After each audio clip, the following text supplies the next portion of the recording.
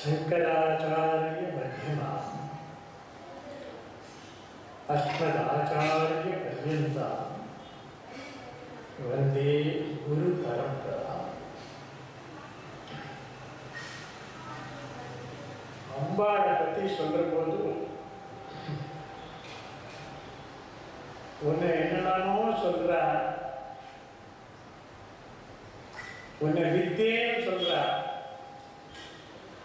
பரமானந்தமான ஆகாசம்னு சொல்றா, அம்பரம்னு சொல்றா, மகாமாயெல்லாம் சொல்றா, என்னெல்லாமோ சொல்றா.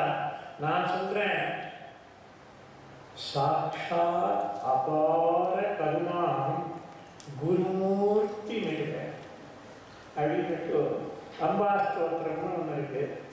அதில் அம்பாளை எப்படி பாடுறேன்னா சாட்சாத் குருமூர்த்தியாக பார்த்தாங்க. இந்த ஸ்தோத்திரத்தில் ஆச்சாரியார் சொல்லுவார். அந்த மாதிரி நாம் எல்லாரும் அம்பாளை நவராத்திரி நினைக்கிற போது சாட்சாத் பரமேஸ்வரன் சாட்சாத் பரமேஸ்வரியை வந்ததாக நம்ம நினைக்கிறோம். அவளோட பேசுறதுக்கு கூட இருக்கிறதுக்கு எல்லாம் அவளே அனுகிரகம் பண்ணதான். அவளோட அனுகிரகத்தினால அவர் கூட இருக்கிறதுக்கு ஒரு வாய்ப்பு கிடைச்சிது. அவள் பேசுறத கேட்கறதுக்கு வாய்ப்பு கிடைச்சிது. அதெல்லாம் பற்றி முன்னே சொல்லியிருக்கேன். நாராயண சாமம்மா வந்து மறுபடியும் சொல்லணும்னு சொல்லி சொன்னார். அதனால் கொஞ்சம் ஞாபகம் இருக்கிறத மாத்திரம் சொல்கிறேன். இந்த அவளை பற்றி நினைக்கிற போது எனக்கு வந்து பகவத்கீதையில் அர்ஜுனன் வந்து கிருஷ்ணன் கேட்பான். எல்லாரும் வந்து ஸ்தித பிரஜன்னு சொல்கிறாங்க. யார் ஸ்தித பிரஜன்?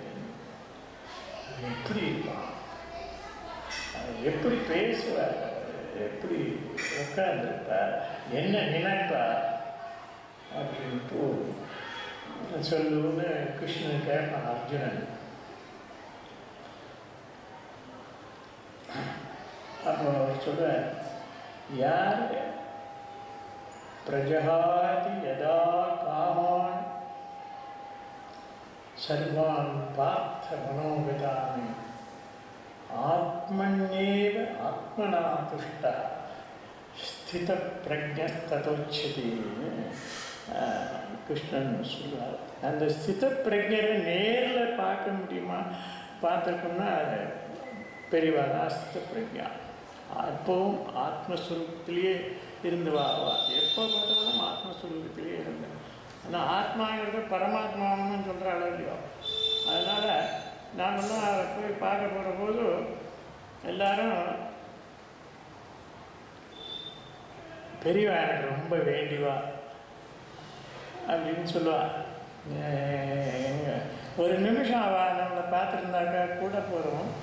நான் வந்து பெரியவா எங்களுக்கு ரொம்ப வேண்டிவா அப்படின்னு சொல்லுவார்.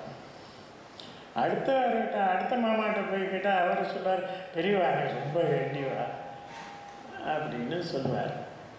அதே மாதிரி யாராக இருந்தாலும் சரி, சின்ன குழந்தையாக இருந்தாலும் சரி, பெரியவாளாக இருந்தாலும் சரி, யார் அங்கே பெரியவாட்ட போய் ஒரு நிமிஷம் இருந்து அவளோட கட்டாட்சத்தினால பார்க்கப்பட்டவாளாக இருந்தாலும் அவள் அத்தனை பேரும் பெரியவா எங்களுக்கு வேண்டிவா அப்படிங்கிற பரமாத்மஸ்வரூபமாக இருந்த அந்த மகான், அந்த ஒரு பெரிய மகானை பற்றி பேசுகிறதுக்கு வாய்ப்பு கொடுத்ததுக்கு எல்லாருக்கும் உங்களுக்கு நான் நமஸ்காரம் பண்ணி எனக்கு ஞாபகம் வர்றது மாத்திரம் சொல்கிறேன். நான் வந்து முதல்ல சின்ன பையனாக இருக்கிற போது இவன் மாதிரி இருக்கிற போது அங்கே காவேரி கரையில் மகேந்திரமங்கலம்னு ஒரு ஊர் இருக்குது, திருச்சினாப்பள்ளி பக்கத்தில். குளித்தலை மூச்சரிக்கை இருக்கிற இடத்துல அங்கே தான் போவோம், விளையாடுறதுக்கெல்லாம் போவோம். ஏன்னா காவேரியில் குளிக்கலாம், தொட்டு குளிக்கலாம் அப்படின்ட்டு. அங்கே அந்த காவேரி கரையில் குளிக்க போகிற போது ஒரு வாய்க்கால் நடுவு வரும். அதுக்கு பக்கத்தில் ஒரு சின்னதாக ஒரு கோயில் இருக்கும். இப்போ கூட அந்த கோயில் இருக்குது. அந்த கோயிலில் ஆச்சாரியா சங்கர பகவத்பாதாவுடைய ஸ்வரூபத்தை பிரதிஷ்டை பண்ணி சின்னது. அதுக்கு எங்களோட பெரியப்பா துர்சாமி சாஸ்திரி இருந்தார். அவர்லாம் அதுக்கு பூஜை பண்ணுவார். அங்கே தினமும் பூஜை பண்ணுவார். அந்த கோயிலுக்கு போயிட்டு குளிச்சுட்டு வரும்போதெல்லாம் அதை பார்த்துட்டு வந்தபோது இங்கே தான் வந்து பெரியவா 13 வயசில் அவருக்கு சன்னியாசம் வாங்கிட்டு போய் அங்கே போய் உட்காந்துட்டு வேதம் படித்தான்ட்டு சொல்லுவாள். அந்த படித்த இடத்துல தினம் காவேரி கரையில் போய் ஸ்நானம் பண்ணிட்டு வேதம் படிச்சுட்டு அங்கே ஊர் அக்ராரம் இருக்குது. ஒரே ஒரு அக்ராரம். அந்த அக்ராரத்தில் ஒரு பெரிய பண்ணையக்காரர் ஊர். பண்ணையக்காரர் சிங்கமையங்காரன்னு ஐயங்கார் சுவாமி அவளோட வீடு. அது அவளுக்கு பெரியவாழ்க்கையே கொடுத்து அவள் படிச்சுட்டு இருந்தா. அது இன்னும் வச்சுட்டு இருக்கா. இப்போ போனால் கூட நான் போய் பார்க்கலாம். அங்கே தான் வந்து வேதமெல்லாம் படித்தாருன்னு சொல்லுவாள். அந்த காவேரியில் போய் அந்த இடத்துல அந்த கரையில் ஸ்நானம் பண்ணிட்டு ஏந்திருந்தோம்னாக்கா 1.5 மைலுக்கு காவேரி, அகண்ட காவேரி. அந்த இடத்துல தான் அகண்ட காவேரிங்கிறது அந்த இடத்துல தான். அங்கேருந்து ஸ்நானம் பண்ணிட்டு மேலே பார்த்தோம்னா எதிர்கரையில் பெரிய ரொம்ப உயரமான ஒரு மலை இருக்குது. அந்த மலைக்கு பேர் ரத்னகிரீஸ்வரர் மலைன்னு பேர். அதனால் தினமும் பெரியவா ஸ்நானம் பண்ணோடனே ஏற்றிருந்தோடனே நேர தரிசனம் பண்ணுறது அந்த ரத்னகிரீஸ்வரர் மலை. அந்த மலையில் இருக்கிறவருக்கு ஏறுறது கூட ரொம்ப கஷ்டம். ரொம்ப உயரமான மலை. இருக்கிற மலையிலே நம்ம ஊரில் ரொம்ப உயரமான மலை. அங்கே போய் பூஜை பண்ணிட்டு வரவெல்லாம் பார்த்துட்டு அங்கே நமஸ்காரம் பண்ணதுனால தான் இந்த ஊரில் நம்ம சிவலிங்கம் ஒன்று இங்கே கிடைச்சதுன்னு சொன்னோடனே அதை சின்ன பிரதிஷ்டை பண்ணி இங்கே கோயில் கட்டின போது அதுக்கு பேர் என்ன பேர் வைக்கிறதுன்னு கேட்டபோது அந்த பேரை ரத்னகிரீஸ்வரர் அப்படின்னு பேரை இங்கே நம்ம பெசன் நகரில் இருக்கிற கோயிலுக்கு பேர் கொடுத்துருக்கா. அந்த மாதிரி அந்த பெரிய க்ஷேத்திரம் சிவக்ஷேத்திரம் அந்த பெரியவாளோட இதிலிருந்து தொடர்ந்து இருக்கிற க்ஷேத்திரத்தில் நம்ம இருக்கிறதுல பெருமைப்படுறோம். அதை வந்து நான் வந்து 55லேருந்து 58 வரையிலும் விவேகானந்தா காலேஜில் சமஸ்கிருதம் படித்தேன். சமஸ்கிருதம் எம்ஏ படித்தேன். அப்போது அந்த பீரியடில் தான் பெரியவா வந்து மெட்ராஸுக்கு வந்திருந்தா. அந்த மியூசிக் அகாடமிலிருந்து அந்த மெயின் ரோட்டில் யானை குதிரை அந்த காலத்தில் ரொம்ப பிரமாதம் ரொம்ப அழகாக இருக்கும். அதில் மேலே நின்றுட்டு பெரியவா வந்து கார்லேயே ஏறினது கிடையாது. இன்றைக்குமே ஏறினது கிடையாது. ஏறவும் கூடாதுங்கிறது அவளோட தீர்மானமாக இருந்தேன். ஆனால் இப்போது இந்த பல்லாக்கில் வரும்போது நின்று அழகான ஒரு புன் சிரிப்பு. ராத்திரி 7 மணி 7:30 மணிக்கு ப்ரொசஷன். அதை பார்த்த ஜெகத் ஜோதியை பரமாத்ம ஸ்வரூபத்தையே பார்த்தோங்கிறதோட முதல்ல எனக்கு பெரியவாளோட நேர்முகமாக பார்க்கக்கூடிய ஒரு ஆனந்தம் கிடச்சிது. அதிலிருந்து அவளோட அடியேன் தான் அந்த மாதிரி தட் சம்திங் ஒண்டர்ஃபுல். சுவாமியை பார்த்துருக்கேன்னா நேராக பார்த்துருக்கேன்னு சொன்னால் அதான் சுவாமியை பார்த்ததுங்கிறது எனக்கு இப்போ கூட நினைவில் இருக்குது. ஃப்ரெஷ்ஷாக இருக்குது அந்த மாதிரி. அப்படி இருக்கிற இதில் அப்போ சயின்டிஃபிக் காலேஜில் தான் தங்கியிருந்தான். பெரிய பெரிய இவாள்லாம் வருவாள். சரஸ் ராதாகிருஷ்ணன், ராஜாஜி, அப்புறம் சிபி ராமசுவாமி ஐயர் அவெல்லாம் கிரேட் மேன். அவெல்லாம் வந்து பெரியவாளுக்கு வெல்கம் பண்ணி அங்கே இருந்தபோது அப்போ நான் வந்து படிச்சுட்டுருக்கேன். ஒரு நாளைக்கு அந்த இதில் இந்த லெக்சரெல்லாம் பண்ணுறாள். கிருஷ்ணாலயத்தி ஹால்னு ஒன்று வச்சுருக்கோம். அதில் உட்காந்துட்டு இருந்தா. அங்கே போய் நமஸ்காரம் பண்ணேன். உட்காருடா அப்படின்னா உட்காருங்க. எனக்கு ஒன்று தெரியுமோ அப்படின்னா பெரிய சொல்கிறதே தான் அழகாக சொல்லுவாள். பேசுகிறது அவர் மாதிரி ஒரு இனிமையாக பேசுகிறதுக்கு உனக்கு தெரியுமோ அப்படின்னா பெரியவா என்ன சொல்கிறதுன்னு தெரியலையே. என்ன பப்ளிக் லைஃப்பில் இருக்கிறவா எல்லாரையும் அணைச்சிண்டு போகணும். இப்போ சிபி ராமசுவாமி ஐயர் இருக்கார், ராஜாஜி இருக்கார். அவனால் ரொம்ப உலக புகழ் வாய்ந்த பிரில்லியன்ட் பீப்புள், ரொம்ப அறிவாளிகள். கொஞ்சம் எல்லாரோடையும் சேர்ந்துட்டு போகல. அதனால தான் பாரு இப்போ யார் யாரோ வந்துட்டு இருக்கான். அது எதுக்கு சொன்னாலும் எனக்கு தெரியாது. ஐ ஆம் ஸ்டில் நான் ஸ்டூடெண்ட்டு. பர்ஹாப்ஸ் நான் படிச்சுட்டதுக்கு அப்புறமா வந்ததுக்கப்புறம் இந்த பப்ளிக் லைஃப்பில் நானும் வருவேன். நீ ஜாக்கிரதையாக இருக்கிற போது எல்லாருக்கூடையும் சேர்ந்து இருக்கணுங்கிறத முன்னாடியே கொடுத்து அட்வைஸ் பண்ண மாதிரி இன்னும் நினைக்கிறேன் நான் அதில். அதனால் அவர் சொன்னதுலேருந்து எப்பவுமே பப்ளிக்கோடு தான் நான் அதிகமாக ஜாஸ்தி மூவ் பண்ணி இந்த கோயில்னால் என்ன, கோயிலில் இருக்கக்கூடிய பூஜா முறைகள்லாம் என்ன அப்படிங்கிறதெல்லாம் பற்றி அவளுக்கெல்லாம் சொல்லித்தரது தான் எல்லாருக்கும் சொல்லிக் கொடு அப்படின்பா. அந்த மாதிரி அது ஒரு ஒரு பெரிய அனுபவம் எனக்கு. தட்டி ஏர்லி ஏஜில் நமக்கு ஒரு அட்வைஸ் தட்டி எல்லாம் நானே பண்ணிடுறேன்னு நினைக்காத, உனக்கு பெரிய அறிவாளுன்னு நினைக்காத, எல்லாரையும் சேர்த்துட்டு போகணும் அப்படிங்கிற ஒரு அனுகிரகம் பண்ணேன். அதனால் நான் கிராமத்துக்கெல்லாம் நிறைய போய் கோயிலில் இருக்கிறவ எல்லாரையும் கூப்பிட்டு நான் பண்ணுவேன். அவள் சொல்லி தான் பண்ணுவேன். அது அதனால் அதுக்கு ஒரு ஒரு ஒரு சின்ன எக்ஸாம்பிள். ஒரு தடவை 300ன்னு ஒரு ஊர் இருக்குது திண்டிவனத்துக்கு பக்கத்தில். அங்கே இத்தினோண்டு ஒரு கல்லில் 2 சிலை இருந்தது. அதை பற்றி ஃபோட்டோ எடுத்துன்னு வந்திருந்தேன். பெரியவாட்டை கொண்டு போய் காமிச்சேன். அங்கே போய் பார்த்துட்டு வாடா அப்படின்னா சரி நான் அந்த ஊருக்கு போனேன். போனால் ஒரு பழைய கோயில். அந்த கோயிலில் பூஜையெல்லாம் இல்லை, இடிஞ்சு போச்சு, ஒருத்தரும் இல்லை. அப்போ தான் இந்த இவெல்லாம் வந்திருக்கா, இந்த திராவிட இதுக்கெல்லாம் வந்திருக்கா. அப்போ நான் போயிட்டு அந்த கோயிலை பார்த்துட்டு இருந்தபோது அந்த ஊர் பசங்கள்லாம் வந்து கொஞ்சம் பின்னாடி நின்று வந்திருக்காண்டா வந்திருக்காங்க அப்படின்னாங்க.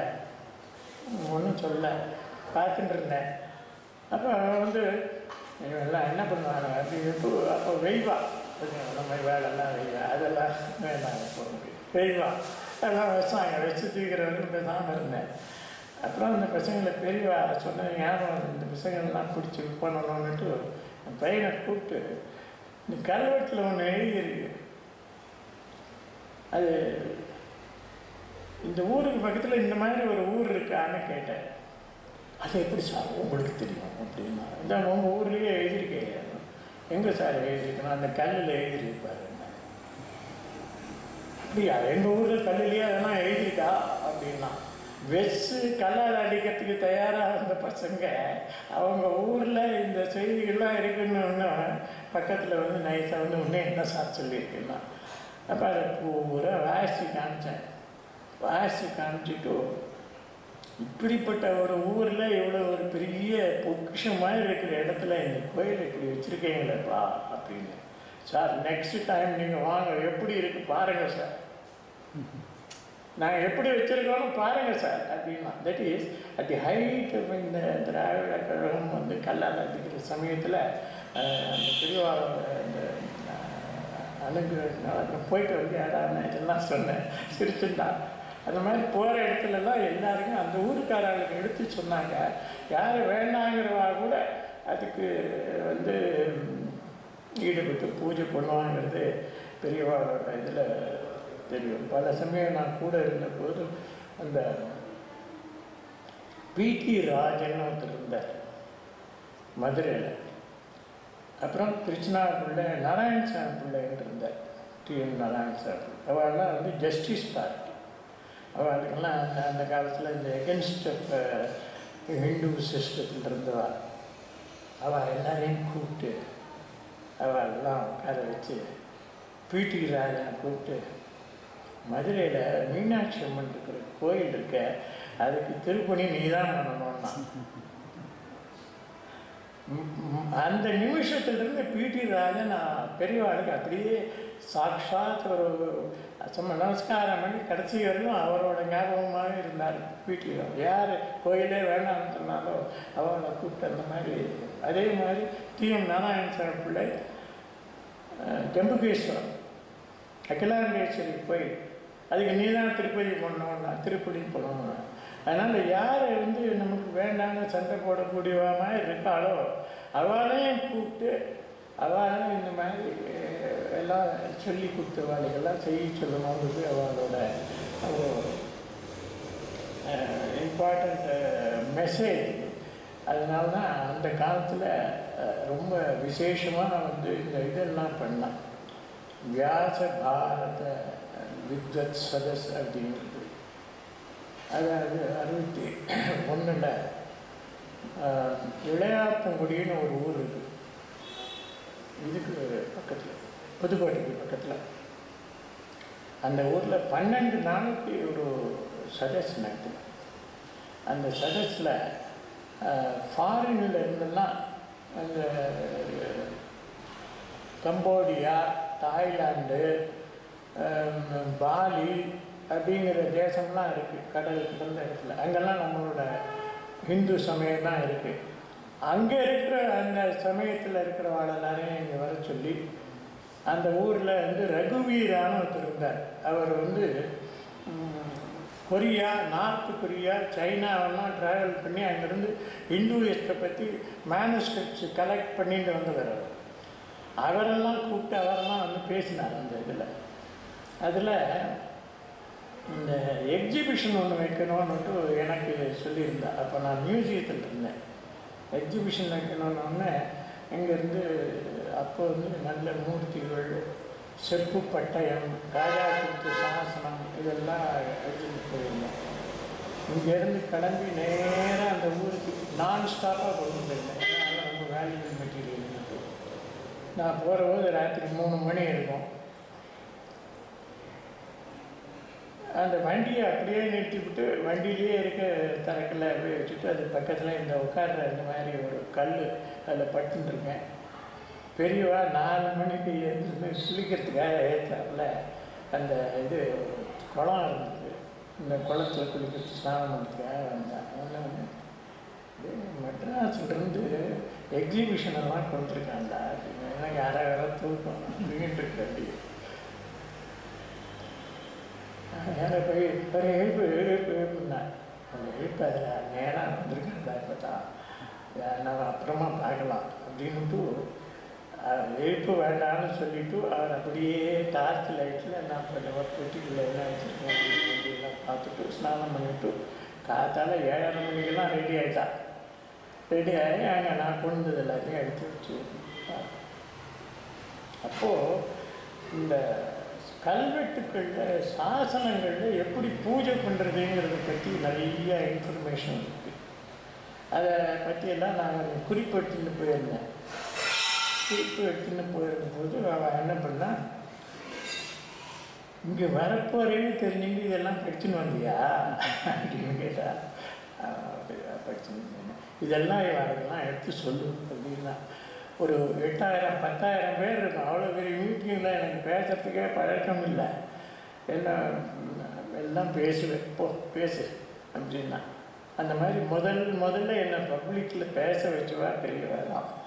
அதுவும் இந்த கோயில்களில் இருக்கக்கூடிய சான்றுகளை பற்றி சொல்லணும்னுட்டு சொல்லுவார். நான் இது 1961. அப்போது நிறைய கிராமத்தில் இருக்கக்கூடிய கலைஞர்களெல்லாம் வர சொல்லி ரதம் செய்கிறவன், தேர் செய்கிறவன், சிலை செய்கிறவன், செம்பொண்ணுனால உற்சவமூர்த்தி செய்கிறவன் எல்லாரையும் கூப்பிட்டு அவளெல்லாம் மேடையில் பெரிய ஓரமாக உட்காந்துப்பார். அவளெல்லாம் வச்சு அவளெல்லாம் பேச சொல்லி அவளுக்கெல்லாம் ஒரு கோல்டு காயின், சின்னதாக ஒரு கோல்டு காயின் ஒன்று கொடுத்து அவளுக்கெல்லாம் ரத்த சக்கரவர்த்தி அப்படின்னுலாம் பட்டமெல்லாம் கொடுத்து அவளெல்லாம் என்கரேஜ் பண்ணான். இப்போ என்னமோ நாங்கள் கலைக்கு செய்யணும்னு சொல்லிகிட்டு இருக்கா. இவெல்லாம் நினைக்கிறதுக்கு முன்னாடி 1961 10,000 பேருக்கு நடுவில் 12 நாளைக்கு ஒரு பெரிய மகா உற்சவம் மாதிரி பண்ணி அத்தனை பேரையும் பேச சொல்லி அதெல்லாம் பண்ணான். அந்த மாதிரி அதில் முதல்ல பேசுறதுக்கு எனக்கு ஒரு வாய்ப்பு கொடுத்து இருந்தான். அப்போது இங்கே காஞ்சிபுரத்துக்கு பக்கத்தில் ஒரு கோயில் இருக்குது. கூரம்னு பேர். கூரத்தாழ்வானோட ஊர் அது கூரம். அதை வந்து ஒரு பல்லவன் வந்து எடுத்து கட்டினான் அந்த காலத்தில். அதாவது கிட்டத்தட்ட 700, இப்போ எவ்வளோ வருஷம் ஆயிடுச்சு பாருங்க, 1300 வருஷத்துக்கு மேலே ஆயிடுச்சு அவன் கட்டினது. அது இடிஞ்சு கிடக்குது. அதுக்கு அவன் கொடுத்த சாசனம் இருக்குது, இன்னும் செப்பு சாசனம் இருக்குது. அந்த செப்பு சாசனத்தில் அவன் எதுக்காக அந்த நிலத்தை கொடுத்தான்னு எழுதி வச்சுருக்கான். அதை நான் வாசித்து பெரியவாடு இந்த மாதிரி இருக்கு பெரியவா அப்படின்னு சொன்னேன். என்ன சொல்லிருக்கான் வாசி அப்படின்னு. அது எனக்கு ஞாபகம் வந்தது. ஓ, ஞாபகத்திலே வச்சுருக்கியா, சொல்லு கேட்கலாம் அப்படின்னா. அந்த பல்லவனுக்கு பேர் பரமேஸ்வர பல்லவன்னு பேர். அவனுக்கு சேனாதிபதியாக இருந்தவன் வித்யாபிநீத பல்லவன்னு பேர். இன்னொருத்தன் அவன் தன்னோட ராஜாவுக்காக அந்த கோயிலை கட்டி அதுக்கு பூஜைக்காக கொடுத்தது. வித்யாபிநீத பல்லவ பரமேஸ்வரகிரிஹே பிரதிஷ்டாபிதஸ்ய பகவதः பினாகபாணேः பூஜா ஸ்னபன குசும கந்த தூப ஹவிஸ் பலஹார உபஹார பலி சங்க படாஹாரி பிரவர்த்தனார்த்தம் பாரத ஆக்கியாபனார்த்தஞ்ச இதை கொடுத்தேன்னு சொல்லுவான். இன்னொரு தடவை சொல்லு. இன்னொரு தடவை சொன்னேன். மகாபாரதம் வாசிக்கணும்னு சொல்லியிருக்கானோ. அந்த பெரிய ஒரு சதஸை ஆரம்பிக்கிற போது முதல்ல மற்ற எல்லாத்தையும் விட்டுட்டு மெட்ராஸிலிருந்து எக்ஸிபிஷன் கொண்டு வந்திருக்கா. அதில் இந்த சாசனங்கள்லாம் இருக்குது. அந்த சாசனங்களும் மூர்த்திகளும் அங்கே இருக்குது. அந்த காலத்து மூர்த்திகளும் இருக்குது. பெரியவா சொன்னது அப்படியே சொல்கிறேன் நான். அந்த காலத்து மூர்த்திகளும் இருக்குது, அந்த காலத்து எழுத்தும் இருக்குது, இந்த காலத்து எழுத்தும் அங்கே இருக்குது. போனால் நீங்கள்லாம் பார்க்கலாம். ஆனால் அந்த காலத்து எழுத்து அழகாக தப்பு இல்லாமல் பிழை இல்லாமல் எழுதியிருக்கா. இந்த காலத்தில் கொஞ்சம் பிழையாக இருக்குது. பார்க்கும்போது அந்த காலத்துலேருந்துவா எவ்வளோ நல்லா இருந்திருப்பா, இந்த காலத்தில் நம்ம எப்படி இருக்கோன்னு அது ஒரு ஞாபகமாக நம்ம greatest social understanding, social history, social சயின்ஸை பற்றி சொல்கிறா அவ்வளோ எளிமையாக அப்படின்னு ஆரம்பித்தா அந்த விளையாட்டங்குடி சதஸை. அந்த இதில் கேசட்டில் எடுத்து பார்த்தீங்கன்னாக்கா அது சொல்லுவா. ஸோ ஹவ் அந்த ஓல்டு சமாச்சாரத்தை எங்களெல்லாம் யாரும் ஜாஸ்தி கவனிக்க மாட்டா. இது என்ன கல் விட்டேன்னு சொல்கிறாங்க, அதை சொல்கிறாங்கன்னு. அந்த மாதிரி இல்லாமல் அதை வந்து எப்படி மாடர்னாக எடுத்து கொடுத்து அதெல்லாம் காப்பாற்றணுங்கிறதுக்கு சொன்னாங்கிறதுக்கு அந்த மாதிரி அதை பார்க்க சொல்லி எல்லாம் பண்ணான். அந்த மாதிரி அதுக்கப்புறம் அது அந்த கோயிலை இடிஞ்ச கோயிலை வந்து நான் வந்து டைரக்டராக வந்த உடனே அதுக்கு ஏதாவது பண்ணிட்டேன் அப்படின்னா சரி. நான் அதுக்கு வந்து கொஞ்சோண்டு எடுத்து பூஜையெல்லாம் பண்ணேன். அப்போ விஜி ராமச்சந்திரன்னு ஒரு பெரிய அட்வொகேட் இருந்தார். அவர் சன் விஜி கோபால்னு ஒன்று இருக்கார், பெரிய அட்வொகேட் இருக்கார். அவர் தான் பெரியவா சொல்லி இந்த கோயில்களெல்லாம் பற்றி நிறைய திருப்பணி பண்ணுறதெல்லாம் அவர் தான் இன்சார்ஜாக இருந்தார். ஒரு நாளைக்கு நான் போனோடனே உட்காருன்னார். விஜய் ராமச்சந்திரர் வந்தார். அவர் உட்கார்ந்தார். பெரியவா, நம்ம அந்த கோயிலுக்கு ஏதாவது இது பண்ணுங்கன்னு சொல்கிறேன், இவர் ஒன்றும் சரியாகவே இன்னும் செஞ்சு பார்க்கல அப்படின்னார். ராஜாங்கத்தில் வேலை செஞ்சுட்டு இருக்கான். அவனுக்கு எத்தனை கஷ்டமோ, எத்தனை ரூல்ஸோ, எத்தனை இதுவோ அத்தனையும் பார்த்துட்டு தானே பண்ணுவான். இப்போ நீ போய் பார்த்தியோ பாரு, அவன் பெருசாக அழகாக ஒரு கதவெல்லாம் கட்டியிருக்கான் பாரு. அதனால் கொஞ்சம் பொறுமையாக இரு அப்படின்னு சொன்னாங்க. அந்த மாதிரி அந்த கோயிலை வந்து எடுத்து ரிப்பேர் பண்ணுறதுக்கு. ஏன்னா எனக்கு அப்போ என்ன ப்ராப்ளம்னாக்க, ஐ ஆம் serving under Dravidian government. Central கவர்மெண்ட்டில் வந்து பூஜையில் இல்லாத கோயிலை எடுத்துட்டா பூஜை பண்ணக்கூடாதுன்னுட்டு இதை நாங்கள் நுழைச்சி இங்கே ரிப்பேர் பண்ணி பூஜை பண்ணணும் பெரியவா அப்படின்னு சொல்லி அதை எடுத்து சொன்னால் அதுக்கு அந்த மாதிரிலாம் நம்மளை வந்து கைடு பண்ணி எப்படி கொண்டு வரணும், எப்படி பண்ணணும் அப்படிங்கிறதெல்லாம் சொல்லுவார். அந்த இது பண்ணபோது ஒரு வருஷம் கழித்து தான் வந்து தஞ்சாவூரில் பங்காரு காமாட்சி அம்மன் கோயிலில் 50 வருஷத்துக்கு முந்தின சமாச்சாரம் நான் சொல்கிறதெல்லாம். அப்போ கும்பாபிஷேகம் நடந்தது. இப்போ பங்காரு காமாட்சி சந்நிதியில் நான் உட்காந்துருக்கேன், எல்லோரும் உட்காந்துருக்கேன். நான் எங்கேயோ போயிட்டு வண்டியில் போனேன். எங்கள் பெரியவா இருக்கா அப்படின்னு சொன்னேன். நான் பேண்ட்டு சட்டை போட்டு வந்துட்டு இருந்தேன். 2 பக்கமும் கயிறு கட்டிருக்கு. பெரியவா சந்நிதியில் உட்காந்துருக்கா. நிறைய பேர் எல்லாம் நம்ம இதெல்லாம் கொஞ்சம் கிட்டாங்க கொண்டு சுச்சிருச்சியாக இருக்குது. அப்போல்லாம் ரொம்ப கொஞ்சம் இதாக இருப்பாங்க, கொஞ்சம் ஜாஸ்தியாக இருக்கிறவெல்லாம் இருக்கிறா. எனக்கு பார்க்கணும், பெரிய வேலை பார்க்கணுன்னு ஆசை. பேண்டை போட்டுருங்க, எங்கே போய் பார்க்குறது அந்த கூட்டத்தில் இருந்துட்டு பின்னாடி நின்றுட்டு இருந்தேன். தலையை எட்டி பார்க்குறேன். எனக்கு முன்னாடி இருந்தவர் ரொம்ப கோவம். அது என்ன பண்ணார், ஒரு முழங்கையில் ஒரு குத்தினார். போங்க, பேண்ட்டையும் சட்டையும் போட்டுக்கிட்டு வந்து இங்கே எட்டி பார்க்குறேன். போங்க தள்ளி சரி நாங்கள் பின்னாடி போட்டேன். பெரியவா அப்படியே பார்த்தோன்னே இப்படி இப்படின்னு கையை காமிச்சேன். அது எனக்கு முன்னாடி இருந்தவரை ஏஸ் பெரியவான்னு முன்னாடி போனேன். நார் நீ நார் அப்படின்னா நான் பின்னால் இருந்தவனை கூப்பிட்டேன். உள்ளே வாழ்ந்தேன். நான் பெரியவா பேண்ட்டு போட்டுருக்கேன். இல்லை பரவாயில்ல வாங்க. உள்ளே பக்கத்தில் உட்காத்தி வச்சுக்கிட்டு நான் ஒரு ஆர்டிக்கிள் ஒன்று எழுதியிருந்தேன் சங்கரரை பற்றி. அதை படிச்சுட்டு எத்தனையோ எனக்கே மறந்து போச்சு. நான் என்ன என்னங்கிறத மறந்து போடுத்து. நீ அனுப்பிச்சிய அந்த ஆர்டிக்கிள் போட்டிய ரொம்ப நல்லா இருக்கு அப்படிங்கிறா. அந்த மாதிரி அவள் வந்து beyond all this smaller things, beyond these are my own experience. அதாவது தெய்வத்துக்கு இதெல்லாம் என்ன அந்த மாதிரி இருந்த ஒரு சுச்சுவேஷன். அதனால் அங்கே வந்து இந்த காஞ்சிபுரத்தில் அடுத்த இது பண்ணால் மதுரையில் பண்ணால் அப்போ நான் இல்லை, இங்கிலாந்து இருக்கேன் இல்லை. அப்புறம் அடுத்த வருஷம் இங்கே பண்ணால் காஞ்சிபுரத்தில். அங்கே வந்து என்ன எக்ஸிபிஷன் இருக்க சொல்லியிருந்தேன். வந்து படமெல்லாம் சின்ன கோயில் படமெல்லாம் எப்பப்போ டைம் எடுக்கணுமோ அங்கெல்லாம் வந்து இது என்ன கோயில், யார் கட்டினா, எப்போ கொண்டது அத்தனையும் பார்த்து கேட்பான்.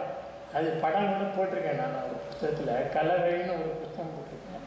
அதில் வந்து என்னோடய பார்க்கறதெல்லாம் பார்த்தேன். அந்த மாதிரி அதை பார்க்குறவா இங்கே மெட்ராஸுக்கு வந்தான். மெட்ராஸுக்கு வந்தோடனே 4வது சதஸ், இங்கே 4வது சதஸ் மெட்ராஸில் வைக்கலாமா, நீ என்ன சொல்கிற அப்படின்னா. பெரியவாக என்ன கேட்குறேன், நீ இங்கே என்ன சொல்கிற அப்படின்னா. நான் சொன்னேன் வைக்கணும் பெரியவனை. எதுக்கு வைக்கணும் அப்படின்னா, இல்லை இப்போ தான் எல்லாருக்கும் கோயில்னால் என்னென்ன ஒரு ஆசை வந்திருக்கு, புரிஞ்சுக்கணும்னு ஆசைப்படுற, இது நம்ம கண்டினியூ பண்ணால் தான் நல்லா இருக்கும் அப்படின்னு சொன்னேன். அப்படியா, வேண்டாம் இந்த வருஷம் வேண்டாம் போ அப்படின்னு இத்தனை கேட்டுக்கிட்டேன். ஏன் வேண்டான்னு சொன்னால், சைனாக்காரன் டிபெட்டை பிடிச்சுட்டான்ப்பா. நம்ம நாட்டுக்கு சுபிக்ஷம் கொஞ்சம் குறைஞ்சிருக்கு.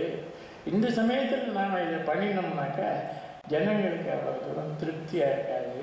அதனால் இப்போ அது வேண்டாம். அப்புறம் விஷன், கிரேட்டர் விஷன். நாமெல்லாம் அரசியல் இல்லை, இது அரசியலுக்கு அப்பாற்பட்ட ஒரு பெரிய அற்புதமான ஒரு இதை சொன்னார். அதே மாதிரி இந்த காளஹஸ்தி இருக்கு. காளஹஸ்தியில் அங்கே போய் இருந்தான். அங்கே ஒரு சஜஸ்ட் பண்ணுற அதுக்கு என்ன வர சொல்லி கொடுங்க சொன்னான். போனோம். அங்கே ஒரு கோயிலில் இந்த கண்ணப்பனோட பெருமையை பற்றி சோழர் காலத்தில் எழுதின கல்வெட்டு இருக்கு. அது பக்கத்தில் நின்று என்ன எழுதிருக்கு வாசின்னா வாசித்தேன். சரி நீ போயிட்டு வா அப்படின்ட்டா. அப்புறம் என்ன பண்ணால் போயிட்டு நான் போயிட்டு வரேன், மெட்ராஸுக்கு போயிட்டு இருந்தேன். இது அந்த கோயிலுக்கு பின்னால் ஒரு பாறை இருக்குது, அது போய் பார்த்துட்டு போ அப்படின்னா. சரி, நாங்கள் போனால் ஒரு 25 மூர்த்தங்கள், சிவபெருமானோட மூர்த்தங்கள் பூராத்தையும் பாறையில் 1000 வருஷத்துக்கு முன்னாடி செதுக்கின சிற்பம் அப்படியே இருக்குது. அழகாக இருக்கு. 25 சிற்பங்களும் மூர்த்திகள். வந்துட்டேன் பார்த்துட்டு. அப்புறம் ஒரு 4 நாள் கழிச்சு வாங்க போனேன். நீ போய் பார்த்தியா அப்போ அப்படின்னா பார்த்துட்டு வந்துடுவாங்க. இப்போ போய் பார்த்துட்டு வாங்க. இப்போ போனால் பெயிண்ட் அடிச்சிருக்குது, எல்லாத்துக்கும் கருப்பு சேரமாக அடிச்சிருந்து. என்ன போய் பார்த்துட்டு வந்தியடா அப்படின்னா பார்த்துட்டு வந்தேன் பெரியவா. என்ன பார்த்தேன்? எல்லாத்துக்கும் பெயிண்ட் அடிச்சிருக்கா அப்படின்னா. உனக்கு பிடிக்காது இல்லை, நீ ஒத்துக்க மாட்டேல்ல அப்படின்னா. நான் தான் அடிக்க சொன்னேன் போ அப்படின்னா. நான் முழுகிறாள். ஆகமத்தில் நித்திய பூஜை இல்லாமல் அபிஷேகம் இல்லாமல் இருக்கக்கூடிய மூர்த்திகளாக இருந்தாக்க அதுகளுக்கு வர்ணம் அடித்து வச்சுருந்தாக்க அந்த அபிஷேகம் ஆராதனை நித்திய பூஜைகள்லாம் அந்த பலிகள்லாம் செய்ய வேண்டாம் அப்படின்னு சொல்லியிருக்காரு. போய் எடுத்து பாரு, தெரியும் உனக்கு தான். அதாவது நம்ம மாதிரி இருக்கிறவர்கள்லாம் எதை எங்கே எப்போ எடுத்து சொல்கிறதுங்கிறதுலாம் அவ்வளோ அழகாக சொல்லுவோம். அந்த மாதிரி அப்புறமா அதிலிருந்து நான் சொல்கிறதையே விட்டேன். பெயிண்ட் அடிக்கக்கூடாதுன்னு சொல்கிறதையே விட்டுட்டேன். நான் இந்த மாதிரி அது அது அது ஒன்று பண்ணேன். இப்போது இந்த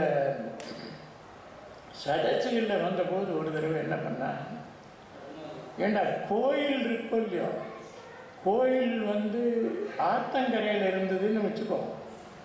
அப்போ ஆத்தங்கரையிலிருந்து தண்ணியை வெள்ளம் அடிச்சுன்னு போயிட்டுனாக்க அந்த கோயிலை எப்படி வச்சுக்கிட்டு பூஜை பண்ணுறது? எங்கேருந்து எங்கே யோசனை பண்ணுறாங்க?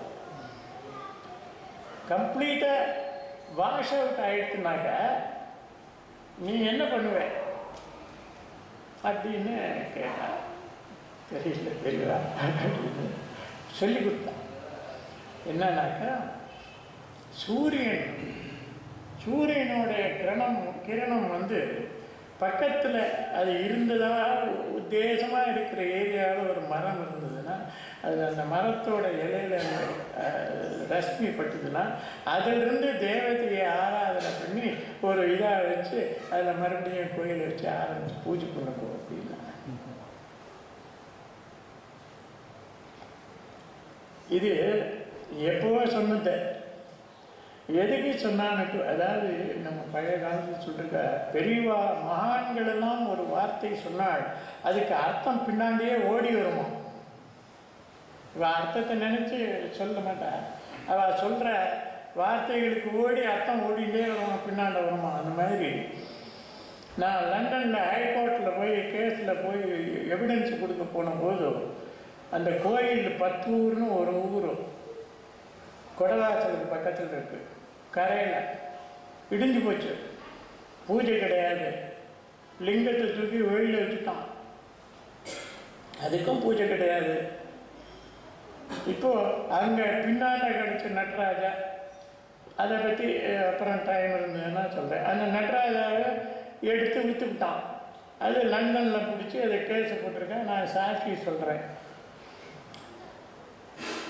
கோர்ட்டில் கேட்குறான், என்ன நாங்கள் கேட்குறோம், எங்களோட வழக்கு என்னன்னா இந்த கோயிலோடு இந்த நடராஜா இதை எங்கள்கிட்ட கொடுத்துடணும் அப்படின்னு கேட்குறோமாங்க. அவன் கேட்டான், உங்கள் கோயிலே இல்லையேப்பா, கோயிலே இடிஞ்சு போச்சே, பூஜை கிடையாது, கோயில் இல்லை. நாங்கள் எடுக்கிறதுக்கு முன்னாடியே இந்த ஊருக்கு என்டோமெண்ட் டிபார்ட்மெண்ட்டுக்கு போய் திஸ் டெம்பிளில் ஸ்ரீஸ் எக்ஸிஸ்ட்னு ஒரு சர்டிஃபிகேட் வேறு அவன் இஷ்யூ பண்ணியிருக்கான். அதையும் வாங்கி வச்சுட்டுருக்கான். அங்கே போய் அதை காமிக்கிறான் எங்ககிட்ட. உங்கள் டிபார்ட்மெண்ட்டே சொல்லிடுச்சு கோயிலே இல்லைங்கிறீங்க, அப்புறம் இந்த கோயிலுக்கு எப்படி அதை கேட்கறது? இது சட்ட நுணுக்கம். அப்போது பெரியவா சொன்னது எனக்கு கோயில் இல்லாமல் போகாது, கோயில் இருக்கும். கம்ப்ளீட்டாக வாஷ் அவுட் ஆனால் கூட கோயில் இருக்கும். அதனால் ஒரு தடவை கோயில் எடுக்கப்பட்டால் அந்த கோயில் காலங்காலமும் அங்கே எப்பவும் இருக்கிறத நாங்கள் திருப்பி கொண்டு வர முடியும். புனருத்தாரணம் பண்ணலாம். கும்பாபிஷேகமெல்லாம் பண்ணால் நாங்கள் கொண்டுருவோம் அப்படின்னு சொன்னேன். அதெல்லாம் எதில் சொல்லியிருக்கு அப்படின்னு இந்த கோர்ட்டில் கேட்டார். ஆகம சாஸ்திரத்தில் சொல்லியிருக்கு அப்படின்னு சொன்னாங்க. அதை என்றைக்கோ முன்னாடியே எனக்கு கோயில் இப்படி போயிருக்குன்னா இப்படியெல்லாம் பண்ணணுங்கிறத பற்றி ஒன்று ரெண்டு இல்லை சொல்லிகிட்டே இருக்கலாம். அவ்வளோ சமாதானம் சொல்லியிருக்கா. அந்த சிற்பங்களை காப்பாற்றுறது எப்படி இதுகள் எல்லாத்தையும் பற்றி அந்த மாதிரி அந்த கோயிலை பற்றி அதை அப்புறம் அக்செப்ட் பண்ணிட்டான். இன்டர்நேஷ்னல் கோர்ட்டில் the law point, even if the temple is in ruins, it can be brought back into worship and the worship can be started. So once a temple is always a temple. அப்படிங்கிறத அங்கே நாங்கள் பெரியவாளோட இது establish பண்ணோம். அப்போ தான் போகிற போது சொன்னேன், எப்படிடா நீ கொண்டு வர போகிற இந்த நட்ராஜ அப்படின்னு. நான் போகும்போது பெரியவாளோட அனுகிரகம்னா வந்துடும் பெரியவாள். அந்த மாதிரி எந்த விதமான எவிடன்ஸும் இல்லாத ஒரு நட்ராஜா கேஸு, அந்த 10 நட்ராஜா கேஸு கொண்டு வந்தோம். இந்த மாதிரி கொஸ்டின்ஸ் எல்லாம் கேட்டு அந்த நட்ராஜா வந்துருக்கு பெரியவாளோட அனுகிரகத்தில் கொண்டு வந்தோம். அந்த மாதிரி இப்போ இன்னும் அந்த ஆஸ்திரேலியாவில் கிடைச்சதையும் கொண்டுட்டோம். இன்னும் நிறையா இருக்குது. சொல்கிறா எங்களுக்கு ஹெல்ப் பண்ணுங்கிற இத்தனை நாலேஜும் பெரியவாள். It's not my own knowledge. You can get it from books or anything like that. Pure experience and feeling, communication அதில் அதை வச்சுட்டு தான் வி கேன் எஸ்டாப்ளிஷ். பிகாஸ் இது அனைத்து ரீதியில் கூறுவது அவள் சட்டம் வேறு, நம்ம சட்டம் வேறு, அவள் ரூல்ஸ் வேறு, நம்ம ரூல்ஸ் வேறு, அதை கொண்டாங்கலாம். அந்த மாதிரி அவள் அந்த கோயில்னு சொன்னால் என்ன, எப்படி இருக்கணும், எப்படி பூஜை பண்ணணும், இடிஞ்சிட்டுனா எப்படி புனருத்தாரணம் பண்ணணுங்கிறது எல்லாரையும் கூப்பிட்டு கேட்டுண்டு அதுக்கு மேலே அவள் சொன்னதுனால இப்போ நாங்கள்லாம் ஏதாவது கோயில் இல்லைன்னு சொன்னாக்க எப்படி பண்ணுறதுன்னா அங்கே ஓடுவோம். அந்த மாதிரி ஒரு நாலேஜ் சிஸ்டம் இருந்தது. அது அதான் அங்கே இருக்கிற பெரிய விசேஷம். இப்போ காஞ்சிபுரத்தில் ஏகாம்பரேஸ்வரர் கோயில் இருக்குது. ஏகாம்பரேஸ்வரர் கோயில் நடராஜா கோயில் ஒன்று இருக்குது. நீ வாடா அப்படின்னா ஒரு நாள் திடீர்னு கூப்பிட்டேன், வாடா இங்கன்னா அந்த பின்னாண்ட நடராஜா கோயில் செவுத்தில் என்னமோ எழுதியிருக்கு, போய் பார்த்துக்குவார் அப்படின்னா. பெரியவாள் கல்வெட்டுனா ரொம்ப பிடிக்கும். ஏன்னு கேட்டால் கல்வெட்டுன்னா தான் ஆதாரம். இப்போ நம்மலாம் பத்தனை வச்சுட்டு இருக்க முடியும். ஒரு வீடு இருக்கிறோம் அப்படின்னு சொன்னாக்க what is the authority, what is the authority, உனக்கு தான் சேர்ந்தது இதுக்கு சொல்கிறதுக்கு என்ன இருக்குது, இந்த பத்திரம் தான். இந்த பத்திரம் தான் கல்வெட்டு. அதனால் எந்த ஒரு ஆஸ்பெக்டாக இருந்தாலும் அதுக்கு பேர் லேக்கிய பிரமாணம்னு பேர். எழுத்து மூலமாக இருக்குது. அதுக்கு தான் முதல் இம்பார்ட்டன்ஸ். அரைகரையாக சொல்கிறதெல்லாம் இம்பார்ட்டன்ஸ் கிடையாது. எங்கள் ட்ரெடிஷனில் இருக்குது. 1000 வருஷத்துக்கு முன்னாடி இருக்குன்னா வெள்ளைக்காரன் வச்சுக்க மாட்டான், கொடுக்க மாட்டான். எங்கே இருக்குது கொண்டாடுமா. அதனால் அந்த லேக்கிய பிரமாணத்தை போய் பார்த்துட்டு வரான்னு சொன்னோடனே அங்கே போய் பார்த்தேன். அங்கே அப்பர் சுவாமிகள், திருநாகேஸ்வர சுவாமிகள் இப்படி நிற்கிற மாதிரி ஒரு சிற்பம் இருக்குது. அந்த சிற்பத்துக்கு பக்கத்தில் பெரிய கல்வெட்டு ஒன்று இருக்குது. கிட்டத்தட்ட 500 வருஷம் ஆச்சு இந்த கல்வெட்டு. அதில் என்ன சொல்லியிருக்குன்னா, 63 சரித்திரத்தை தமிழில் இருந்ததை சமஸ்கிருதத்தில் மொழிபெயர்த்த ரத்னகேட தீட்சிதருக்கு ராஜா ஒரு ஊரையே கொடுத்து இந்த ஊரில் பூராத்தையும் படித்து சொல்லுன்னு சொல்லி கொடுத்து ஏகாம்பரநாதர் கோயிலில் பண்ண முடியாத கொடுத்துருக்கான். அதை எழுதி வச்சிருக்கிறதில்ல. அதாவது பெரிய புராணம்னு இருக்கோ இல்லையோ, அந்த பெரிய புராணம் பூராத்தையும் டிரான்ஸ்லேட் பண்ணிருக்கான் இன்டு சான்ஸ்கிரிட் பண்ணி அதை எழுதினவருக்கு அந்த நிலத்தை கொடுத்து பூஜை பண்ணிருக்கேன். அதை பார்த்துக்க என்ன படித்தியாடா அப்படின்னா, என்ன இருக்குன்னா இந்த மாதிரி இருக்கு பெரியவா, ரொம்ப சந்தோஷம் எனக்கு. சொன்னதுக்கப்புறம் அதை பார்த்ததுக்கப்புறம் Tamil text completely translated into English பார்க்குற போது ஒரு த்ரில்லிங்காக இருந்தது.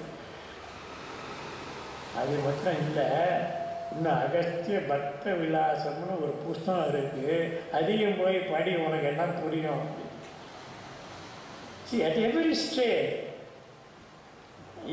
stage இந்த ஞானத்தை கொடுத்துட்டே வருவா. இங்கே இருக்குது, இங்கே இருக்குது, இங்கே இருக்குங்க. அந்த மாதிரி அதனால் நிறைய கல்வெட்டு நான் படித்த போது ஒரு தடவை சொல்லுவாங்க, கல்வெட்டை பற்றி எழுதி எனக்கு அனுப்பிடா, தினம் ஒரு கல்வெட்டை பற்றி எழுதுமா, உட்காந்து படிப்பா.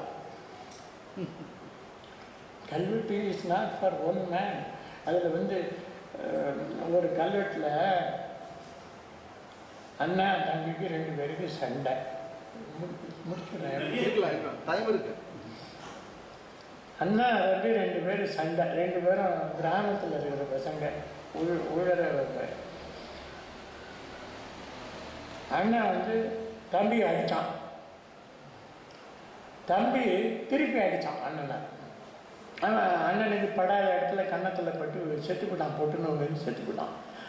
ஊருக்காரா சபையை கூட்டி இப்போ கேட்குறா, ஜட்ஜி, இப்போ நீதிமன்றம்லாம் இருக்குல்ல, இப்போ இருக்கிற நீதிமன்றம் வேறு, அப்போ இருக்கிற நீதிமன்றம் வேறு.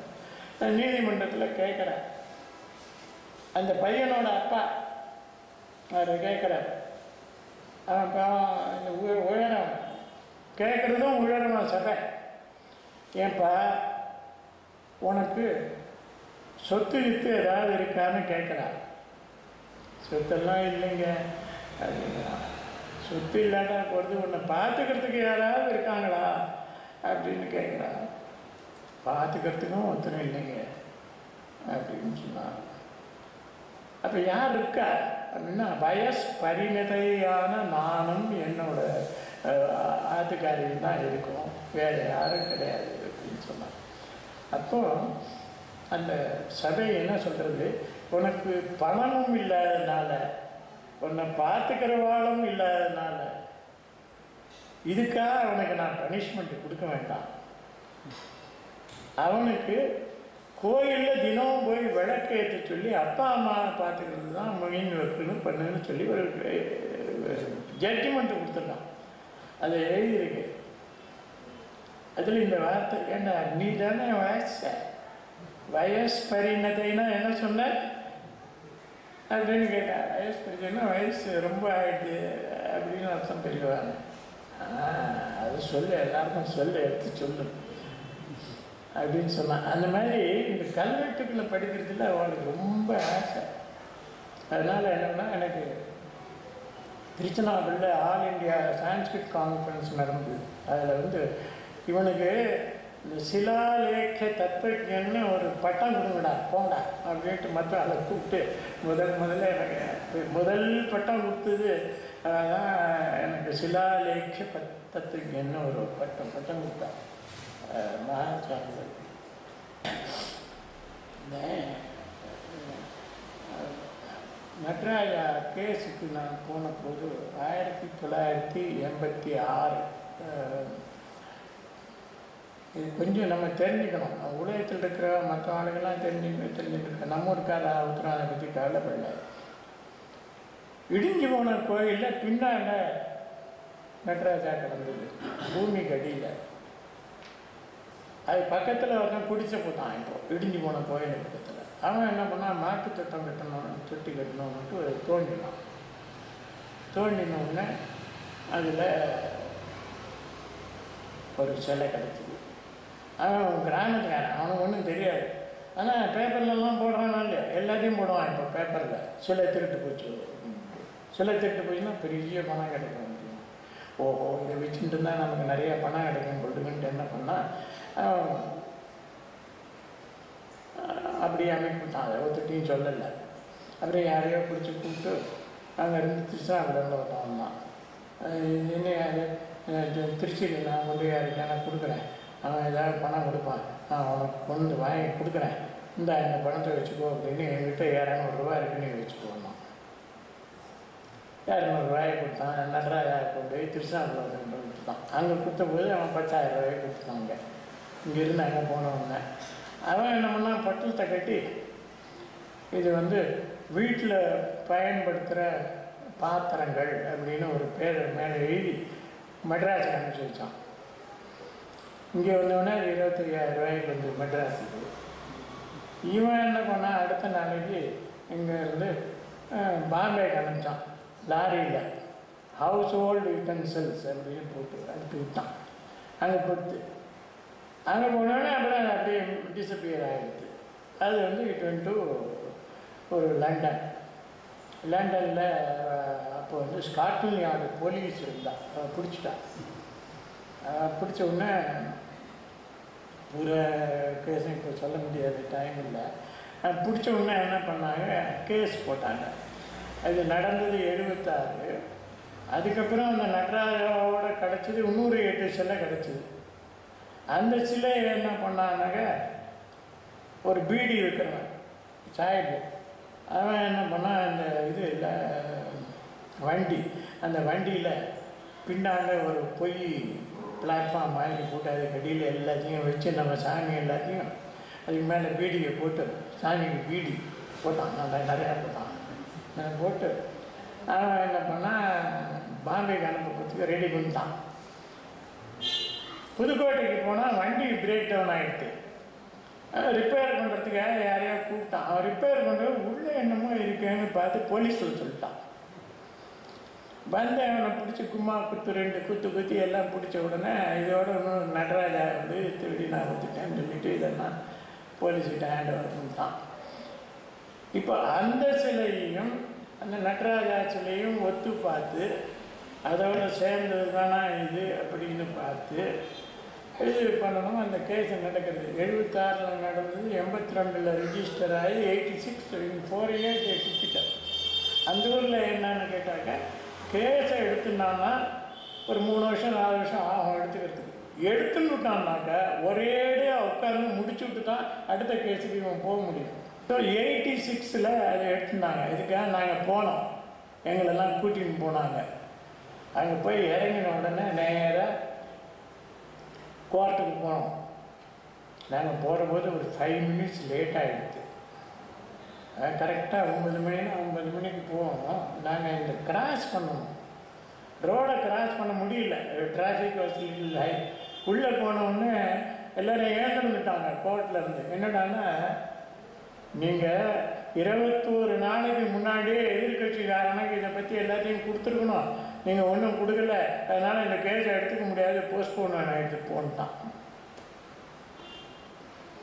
உடனே எல்லாரையும் பேக் பண்ணி ராத்திரியே திருப்பி அனுப்பிச்சிட்டாங்க. இங்கேருந்து போனவங்க எல்லாரையும் திருப்பி அனுப்பிச்சிட்டாங்க. நான் வந்து நாங்கள் நீங்கள் இருங்கன்ட்டாங்க. அப்புறம் அவளுக்கு அட்வைஸ் பண்ணி என்ன பண்ணலாம் அப்படின்ட்டு தென் டே டுக் இட் அப் அகைன் 87. அப்போது கோர்ட்டில் கேட்குற கொஸ்டின் அத்தனைக்கும் பதில் சொல்ல முடியும்னு 6 நாளைக்கு நான் நின்று பதில் சொன்னேன். ஒவ்வொன்றுக்கும் சொல்கிற போது அப்பப்போ கொடுக்கணும் பதில். நீங்கள் இன்னொன்று பார்த்துட்டு சொல்கிறேன்னு கொடுக்க முடியாது. அவன் கேட்குற போது, ஜட்ஜி கேட்குற போது உடனடியாக கொடுக்கணும். ஒரே ஒரு பாயிண்ட் மட்டும் நான் சொல்கிறேன் பார்ப்போம், பேக்கியெல்லாம் அப்புறம் பார்த்துக்கலாம். நடராஜா வந்து பதைச்சிருக்கான். அந்த குழி பக்கத்தில் குழியில் இருக்கிற மண்ணை என்ன பண்ணுறான், நமக்கு முன்னாடி எதிர்கட்சிக்காரன் அங்கேருந்து லண்டன்லேருந்து இங்கே வந்து அந்த மண்ணை எடுத்துட்டு அங்கே கொண்டு போயிட்டான் டெஸ்ட்டு லேபரேட்டரியில். இந்த நடராஜாவில் ஒட்டின்னு இருந்த மண் கொஞ்சம் இருந்தது, அதை ஸ்க்ராப் பண்ணி அந்த மண்ணையும் இந்த மண்ணையும் 2 ஒன்றா தானே இருக்கணும், 2ஐயும் டெஸ்ட் பண்ணுறான். டெஸ்ட் பண்ணாங்க, அந்த மண் வேறு, இந்த மண் வேறு. அந்த குழியில் மண் இருக்க குழி மண் வேறு, நடராஜாவில் இருக்கிற மண் வேறு. என்ன சொன்னான் எதிர்கட்சிக்காரன், அந்த மண் வேறு, இந்த மண் வேறு, இந்த நடராஜா இந்த குழியிலிருந்து வரல, இது உங்களோட நடராஜாவே இல்லைன்னு தான் ஒரேடியா. அப்போது என்ன கேட்டாங்க, நீங்கள் என்ன சொல்கிறீங்கன்னு சொன்னாங்க. நான் சொன்னேன், 2ம் வேறையாக தான் இருக்கும் அப்படின்னு. என்ன சொல்கிறீங்க, 2ம் வேறையாக எப்படி இருக்கும், அதே குழியிலேருந்து வந்தது தானே அப்படின்னு கேட்டார் ஜட்ஜு.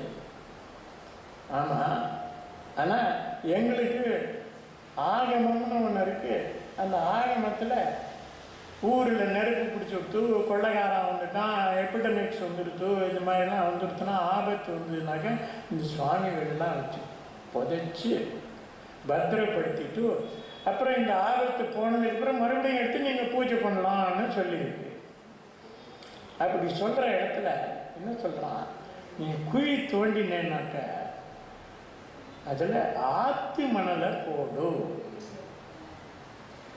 ஆத்து மணல் பெருசாக இருக்கும், கொஞ்சம் பெருசாக இருக்கும்.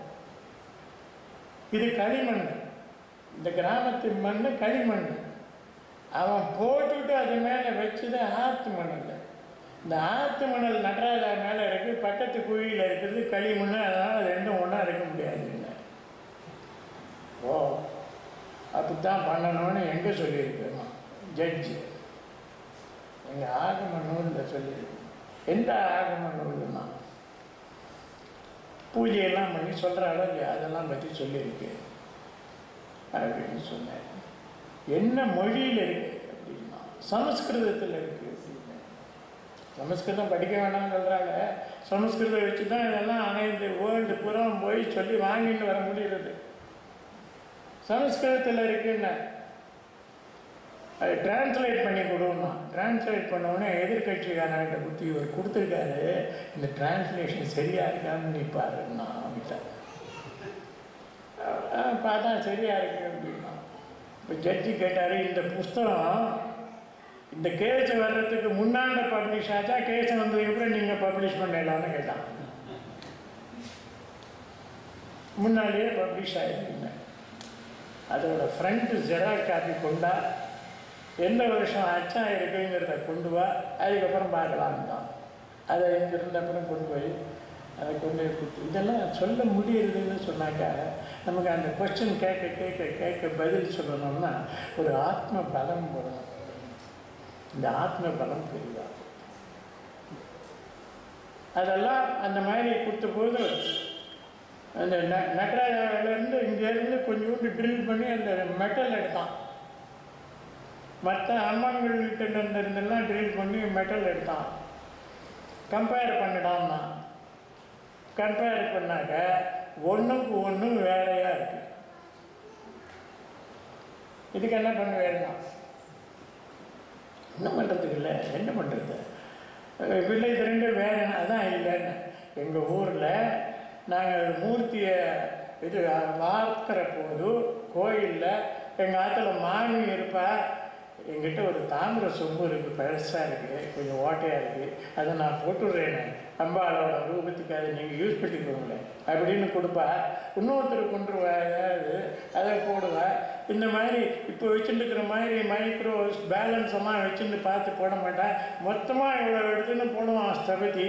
அதனால் இதில் இருக்கக்கூடிய கலரை வேறு, அதில் இருக்கிற கலரை வேறு, இன்னொன்றில் இருக்கிற கலவை வேறு. ஸோ இந்த கலவைகள்லாம் ஒரே மாதிரியாக இருக்க முடியாது, தனியாக தான் இருக்கணும் அப்படின்னு. இதெல்லாம் எப்படி தெரிஞ்சதுன்னா பெரியவா நடத்தின அந்த சதஸிலிருந்து வந்த எக்ஸ்பீரியன்ஸ். ஸோ நம்ம இந்த இப்போ மண்டபத்தில் பூஜை பண்ணுற அழகு, இந்த மண்டபத்துக்கு முன்னாண்ட படி இப்படி இல்லை, நேராக. இப்போ நேராக தானே இருக்கு, முன்ன அந்த மாதிரி கிடையாது. படி சைடில் இருந்து வரும். பெரியவா என்ன பண்ணுவா, அந்த அந்த படிக்கு அடியில் கொடுத்துருவான். ஒரு தடவை போனேன் ஏதோ புஸ்தகம் கொண்டு போயிருந்தேன். நாகையாச்சு ரொம்ப நேரம் ஆகிடுச்சு. ரொம்ப நேரம் 5 மணி 6 மணின்னு போனோம்னா அந்த இதெல்லாம் கூட இருக்கலாம். இவர் வந்துட்டார், இவள் பாட்டுக்கு பேசிக்கிட்டே இருப்பா, நமக்கெல்லாம் பசிக்கும், வாங்க அவள் பாட்டு பேசிட்டு போயிடுவாள், கூட இருக்கவெல்லாம் போயிடுவாள். 10:30 மணி அளவுக்கு பேசிகிட்டு இருக்கோம். ஏண்டா நீ சாப்பிடவே இல்லை ரசிக்கிறதோ இல்லையா? கருணை எங்கேயோ இருக்கக்கூடிய மகான் நம்மளோட இது பார்த்துட்டு சொல்கிறாருன்னா அப்படி அதை விட வேறு என்ன வேணும்? பச்சி என்ன பின்னாண்டப்போ ஏதாவது வச்சுருப்பான். ஒன்றும் இல்லைன்னா 2 வாயை போயிட்டீங்கன்னா உடிச்சு போட்டுன்னுட்டு கொஞ்சம் பால் இருக்கும், வாயை குடிச்சிட்டு படுத்துக்கோ, காத்தால் எழுந்திருந்து அப்புறம் போகலான்ட்டார். என்ன போட்டு வாழைப்பழத்தை சாப்பிட்டு பாலை சாப்பிட்டு வந்தேன். படுத்துட்டு கால் மேலே காலை போட்டு பின்னாண்ட டார்ச் லைட்டு, அந்த டார்ச் லைட்டை ஆன் பண்ணிட்டு நான் கொடுத்ததை படிச்சுட்டு இருக்கேன். உட்காந்து பார்த்தேன், அது அந்த இது அசைவே இல்லை, அதை பார்த்து படிச்சுட்டே இருக்கா. எனக்காக தூக்கமாக வருது, தூங்கியே போயிட்டேன். வடிகாலமாக சீக்கிரமாக எழுந்திருந்த உடனே அப்போ தான் முடிச்சுட்டு கீழே வைக்கிறேன். ஹோல் நைட் அவர் படிச்சுட்டு இருந்தார். ஏண்டா இதுக்கு என்னடா அர்த்தம் அப்படின்னா, என்ன கேட்குறான்னு எனக்கு புரியல. என்ன பெரியவா அப்படின்னு, நீ தானே எழுதிருக்க புஸ்தகத்தில் அப்படின்னு அந்த புத்தகம் படித்ததுலேருந்து அதை பற்றி உடனே அங்கே ஒரு கேள்வி கேட்டால் நம்ம அப்படியே அசந்து போயிடணும். அந்த மாதிரி படிச்சுட்டு இருந்தவா வந்து நான் கேட்டேன் ஒரு தடவை, ஆமாம் நீ வந்து சொந்த ஆற்றுல இருக்கியா இல்லை வாடகை ஆற்றுல இருக்கியான்னு கேட்டேன். எதுக்கு கேட்குறான்னு தெரியல எனக்கு. சொந்த ஆற்றுல தான் பெரியவார். அதான் பார்த்தேன், இல்லைன்னா இந்த புத்தகத்தில் இத்தனை புத்தகத்தையும் எங்கே கொண்டு போய் வாடகை புத்தகத்தில் வச்சுக்கிறது, வாடகை அப்படின்னா. ஸோ அவளோட அப்ரோச் வந்து சம்திங் வெரி கிரியேட்டிவ். ஒரு 5 பேர் வந்திருந்தா உள்ளக்கார, நீங்கள் உட்காரான்ட்டா, உட்காந்துக்கோ இங்கே உட்காந்துக்கோன்ட்டா. இப்படி பார்த்தீங்கன்னா ஒரு லேடி 2 பேர், ஒன்று 3 பேர் ஜென்ஸ் எல்லாம் வந்திருந்தா. டே இவளை பார்த்து இவ வந்து இந்த இட்டாலியில் பெரியவா கேட்குறா, இட்டாலியில் நார்தர்ன் பார்ட்டில் இந்த கிரீஸுக்கு பக்கத்தில் இருக்கிற ஊர்லேருந்து இவன் வந்தவளான்னு கேள்விறாங்க.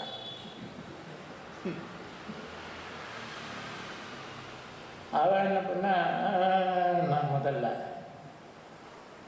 அப்புறம் ஆமாம் எங்கள் பாட்டி அந்த ஊர்லேருந்து வந்தவா, நாங்கள்லாம் பாடி பத்தியா சொல்கிறா பத்தியா. அதான் நினைக்கிறா இவருக்கு எப்படி தெரியும்னு நினைக்கிறாடா. கேளு அவன் நினைக்கிறாடா, அதே கேளு. அவர்கிட்ட கேட்டால் சொன்னான், ஆமாம் இவருக்கு எப்படி தெரியும்னா, ஒன்றும் இல்லை அவன் தலை மயிறு பாரு கண்ணகரேன்னு இருக்குது. இந்த கிரீக்கு தேசமெல்லாம் இன்னும் கீழே வரவாங்கன்னா நல்ல பிளாக் ஹேராக இருக்கும். அவங்களுக்கெல்லாம் வெள்ளை இந்த யூரோப்பியன் பாருங்களா, இவளுக்கு பாரு அது இருக்கு பாரு, அதனால இவன் அந்த ஊரில் தான் வந்துருக்கோம். World class. அப்போ கேட்டால் நீங்களாம் என்ன படிச்சிருக்கீங்கன்னா ஒன்று ஃபிலாசபி படிச்சிருக்கோம், எஜுகேஷன் பண்ணுவோம். What is the use of ஃபிலாசபின்னு கேட்டால், யார் வேர்ல்டு கிளாஸ் ப்ரொஃபஸர் வந்திருக்கான், what is the use of philosophy அப்படின்னு கேட்டால் முழிக்கிறான். ரொம்ப சீனியர் பீப்புள் வேர்ல்டு கிளாஸ் உள்ள. அப்போ என்னடா என்ன சொல்கிறா அப்படின்னா, அப்போ சொன்னேன் ஃபிலாசபின்னு சொன்னாங்க, எல்லாம் ஒன்றுங்கிறத கொண்டு வந்து ஆதாரத்தோடு நிரூபித்து எனக்கும் உனக்கும் வித்தியாசம் இல்லைங்கிறத எடுத்து சொல்லக்கூடியது ஃபிலாசபி. இந்த ஃபிலாசபியை ஒழுங்காக பிடிச்சானா அந்த தேசத்துக்கும் இந்த தேசத்துக்கும் சண்டை வராது, இந்த தேசத்துக்கும் அந்த தேசத்துக்கும் சண்டை வராது. அதனால் ஃபிலாசபி படிக்கிறதுனால இன்டர்நேஷ்னலி ஒரு கோஆப்ரேஷன் வந்து கொலாபரேஷன் வந்து எல்லாரும் நல்லா சந்தோஷமாக வாழலாம், அதுக்காக படிக்கிறதுன்னு சொல்லுவேன். அவங்க பெரியவாக பாடத்தை வந்தவங்க ஃபிலாசபியில் லெக்சரில் என்னத்துக்கு ஃபிலாசபிங்கிற பேசிக்காக அங்கே சொல்லி கொடுத்தேன். இன்னொரு தடவை ரஷ்யன் வந்திருந்தான். நான் சொல்கிறேன் 1978. Russia still communist country. அவன் சாமியெல்லாம் தொழக்கூடாது, பூஜை பண்ணக்கூடாது, எல்லாம் அவளுக்கு கூடாது. கம்யூனிஸ்ட் கண்ட்ரி சொன்னால் நான் பிடிச்சி உள்ளே தள்ளுவான். அவர் வந்து என்ன பண்ணார், பெரியவாட்ட வந்தவுடனே முதல்ல பெரியவா கேட்டால் என்ன படிச்சிருக்கான் கேளுன்னா, நான் இந்த மாதிரி ஃபிலாசபி படிச்சிருக்கேன், எங்கள் ஊரில் வந்து அவள் வந்து philosophy is science academy of சயின்சஸ்ன்னுட்டு ரஷ்யன் அகாடமி ஆஃப் சயின்சஸ்னு அதிலிருந்து வந்திருக்கான் ப்ரொஃபஸர். அங்கேருந்து வந்தேன் நான். இப்போது வந்து சரி, உங்கள் ஊரில் எல்லோ ரிவர்னு ஒன்று போகிறது. அந்த எல்லோ ரிவரில் சதர்ன் பேங்கில் இருக்கிறவன் என்ன ரிலிஜன் ஃபாலோ பண்ணுறான், நார்தர்ன் பேங்கில் இருக்கிறவன் என்ன ரிலிஜன் ஃபாலோ பண்ணுறான்னு கேட்டான். அவனுக்கு தெரியல. சரி, நீ சைனா விட்டுடு, இவ ஊர்லேயே இந்த காஸ்பியன் சீன்னு ஒன்று இருக்கோ இல்லையோ, அதுக்கும் பிளாக் சீன்னு ஒன்று இருப்பாரு, ரெண்டுக்கும் நடுவில் இருக்கிறவன் என்ன ரிலிஜனை ஃபாலோ பண்ணுறான்னு கேளுனார். அதுவும் தெரியல. அவனோட கண்ட்ரியும் தெரியாது, பக்கத்தில் இருக்கிற கண்ட்ரியோட இதையும் சொன்னார். அப்போ பெரியவா சொன்னால் அதெல்லாம் முஸ்லீம்ஸ்ன்னு சொன்னார். அப்போ அதெல்லாம் முஸ்லீம்ஸு. சரி, இப்போ அவன் என்ன கேட்குறான்னு கேட்க சொல்லிருந்தான். நான் கேட்டான், எனக்கு வந்து பக்தின்னா புரியுறது, கர்மானா கூட ஏதோ கொஞ்சம் கொஞ்சம் புரியுறது, இந்த அத்வைதம்னா புரிய மாட்டேங்கிறது அப்படின்னு எப்படி கற்றுக்கிறது, அதை பற்றி ஒரு கிளாஸ் எடுத்தாங்க. I want be able to tell you that. My God, fantastic. அவன் என்ன பண்ணான், வெளியில் வரும்போது எங்கள் ஊர்லெலாம் 100 கணக்கில் லைப்ரரியெல்லாம் இருக்குது, எல்லாம் பெரிய அறிஞன்னு சொல்லிட்டு இருக்கான். இங்கே ஒருத்தர் இருக்கார், எளிமையிலையும் எளிமை. இவர் மாதிரி ஒரு எளிமையான ஒரு மகானை பார்க்க முடியாது. இந்த இந்தியாவில் இருக்கக்கூடிய அத்தனை நாலேஜையும் அவரோட பிரெயின்லேயே வச்சுட்டு அது அழகாக சாதாரணமாக எல்லாருக்கும் எடுத்து சொல்கிறாரு. இவரோட ஒரு மகான் பார்க்க முடியுமா? இஸ் அ வாக்கிங் அப்படியே நாலேஜ், எம்பாடிமெண்ட் ஆஃப் நாலேஜ்னு சொன்னான். அதுதாங்க நாமளும் சொல்கிறோம், ஞானஸ்வரூபம்னு சொல்கிறோம் இல்லையா. அதான் அதை வந்து அந்த இவன் சொன்னான், கம்யூனிஸ்ட்டு ஃபிலாசபர் துல்லையேன்னு நம்ம பேர் 1978 நான் கூட்டிகிட்டு போயிருந்தேன். அதை பற்றி எழுதியிருந்தேன், அப்புறம் மறந்து போயிட்டு. எனக்கு 5 வருஷம் கழிச்சு இங்கே வந்திருந்தேன். நான் வேறு பேரில் எழுதியிருந்தேன். எனக்கு பயம், கவர்மெண்ட்டில் ஏதாவது நாங்கள் சண்டைக்கு வந்தாங்க, ஒரு வேறு சூடோ நேமில் பஞ்சநதீஸ்வரன் பேரை போட்டு எழுதியிருந்தேன். ஏண்டா பஞ்சநதீஸ்வரன் நீ தானே எழுதினேன்னு 5 வருஷம் கழிச்சு கேட்குறேன். நான் என்ன எழுதுன்னு யோசனை பண்ணுறேன், புரியல. இல்லைடா, அந்த இவன் வந்தானே ரஷ்யாக்காரன், நீ தானே கூட்டின்னு வந்தேன், அவனை பற்றி எழுதிருந்தியா இல்லையா? நல்லா இருக்கு, தட்டியும் கொடுப்பான். அதெல்லாம் மறக்க முடியுமா? அது அப்படியே தெய்வத்தோடு அப்படியே நேராக வர்றது. தெரியவா இருக்கிற அப்போல்லாம் வந்து பவழமல்லி செடி மரம் ஒன்று இருக்கும். சாதாரண அவளுக்கு வந்து அவள் இருக்கிற இடம்லாம் கோயிலெல்லாம் மற்ற இடம். அப்புறம் அவள் இருக்கிற எங்கே இருக்காலும் நான் கோயில் அங்கே உட்காந்துட்டு இருப்பாள், சாதாரணமாக உட்காந்துருப்பாள். அங்கே ஒரு மண்டபம் இருக்குது, அது வந்து ஆதி சங்கரர் இதுன்னு கோயில்னு சொல்லுவாள். இதில் ஏதாவது இருக்கா பாடுற, கல்வெட்டு இருக்கா பாடுறாங்க. ஒரே ஒரு கல்வெட்டு மட்டும் தலையாக ஒன்று இருந்தது. இன்னொன்று உள்ள கர்ப்பகிரகத்தில் இந்த சிலைக்கு கீழே எப்படி போட்டிருந்தது. அதில் அந்த மடத்துக்கு கொடுத்ததை பற்றி அந்த தலையாக இருக்கிற அந்த கல்வெட்டில் 13th century போட்டிருந்தது. அது கீழே வந்து ராஜராஜன் காலத்தில் அந்த இடத்துல ஒரு பிள்ளையார் இருக்கார், அதுக்கு கொடுத்த பூஜைக்காக கொடுத்த சில சாசனம் அது ரெண்டையும் எடுத்து கொடுத்து படித்து கொடுத்தேன். அது ரொம்ப பெரியவாளுக்கு ரொம்ப பிடிக்கும். அது மாதிரி எல்லாம் இருக்குது, எல்லாத்தையும் காப்பாற்றணும், எல்லாருக்கும் நீ சொல்லிக் கொடு அப்படின்னு சொல்லுவாள். அப்புறம் எனக்கும் எம்ஜிஆருக்கும் ஒருத்தர் அந்த பிள்ளையாருக்கு வந்து மடத்துக்கு சம்மந்தம் இருந்து அது வந்து அவ்வளோ ஏன்ஷியன்ட்டுங்கிறதுக்கு அந்த கல்வெட்டில் இருக்கா? இல்லை, இது வந்து மடப்புறம்னு ஒரு வார்த்தை வரும். அதாவது it is a land gifted for a மட, அதுக்கு பேர் it is a technical term. This land is meant for, இப்போ பிரம்ம தேசம்னு சொன்னாங்க, பிராமணர்களுக்கு கொடுத்தது அப்படின்னுட்டு. அந்த மாதிரி மடப்புறங்கிற வார்த்தை இதில் இருக்குது. அந்த 13th century இதில். எனக்கும் எம்ஜிஆருக்கும் கொஞ்சம் எம்ஜிஆருக்கு எனக்கு ரொம்ப பிடிக்கும். ஒரு சமயம் ரொம்ப பிடிக்கும்னா நான் வந்து இந்த மாதிரி உட்காந்துட்டு பக்கத்தில் உட்காந்துட்டு இந்த தொப்பி கூட இல்லை, அது பூரா இது வைக்க, ஏன் நீ உங்கள் புத்தகத்தை நான் படிக்க மாட்டேன்னா, ஏன் எனக்கு புத்தகமெல்லாம் அனுப்ப மாட்டேங்கிறேன்னு கேட்பாரு. என்னை கேட்டிருக்காரு அவர். அந்த மாதிரி இதோ காரணம் ஆற்றங்கரையின் மரமும் அரசரையே வீட்டிலிருந்து வாழவும் விழுமன்றேன்னுட்டு ராஜாங்கத்தில் போய் வேலை செய்கிறதுலாம் ரொம்ப, அதுவும் இப்போ நாங்கள் இருந்ததெல்லாம் தேவலோகம் மாதிரி இருந்தது. போட்டு என்ன பண்ணார், வெள்ளாரியில் இருந்தா பெரியவர் ஆத்துக்காரி பெரியவாளை போய் பார்த்துட்டு வரலாம் என்ன போனோம். ஒரே அப்போ ரோடெல்லாம் ஆந்திரா ரோடுலாம் போக முடியாது, மோசமான ரோடு.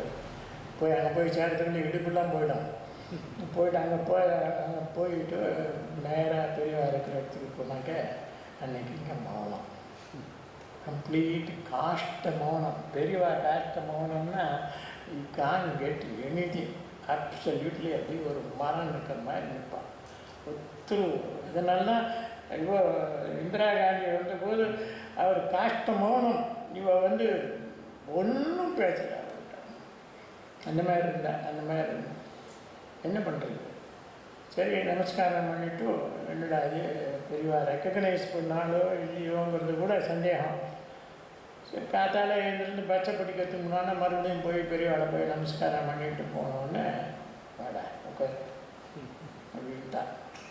நேற்றுக்கு வந்து இல்லையோ என்ன ஆச்சு அப்படின்னு கேட்டான். நான் என்ன ஆச்சுங்கிறதெல்லாம் சொன்ன உடனே அவ்வளோதான், வேறு ஒன்றும் சொல்லலை, விட்டா. கம்ப்ளீட்டாக விட்டுட்டா.